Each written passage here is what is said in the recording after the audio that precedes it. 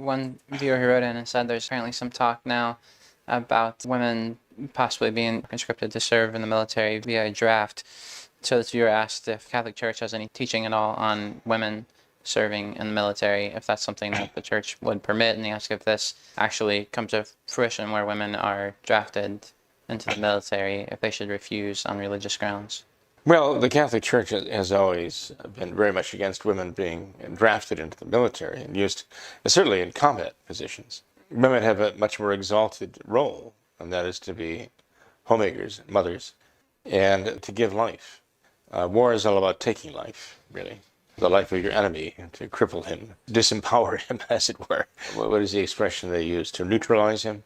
And those who fight wars are fighting not out of hatred of what they're fighting against, but out of love for what they're fighting for, to defend.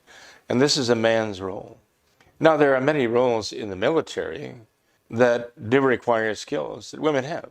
They're non-combat roles, and women can fulfill these roles and these services very well. I mean, so in the last few world wars, on the American side, we have had women who've served valiantly in many ways, but they have not served in combat roles.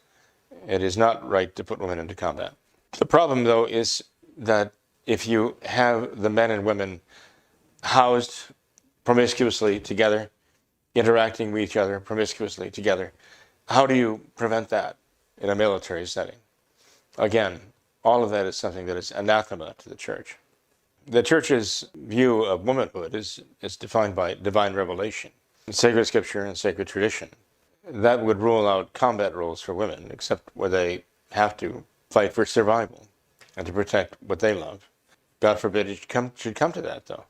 God forbid that it should fall to the women to be the ones who have to take up arms to defend their homes. But God provide that there will be men who will be willing to do that, who will be real men. In any case, even in the supporting roles, as I mentioned, the non-combat roles, in the military, women can fulfill those roles, but they'd have to be involved in such a way that there was a respect for their gender and for their particular virtues and their virtue, basically, is what it comes down to. That has to be provided for.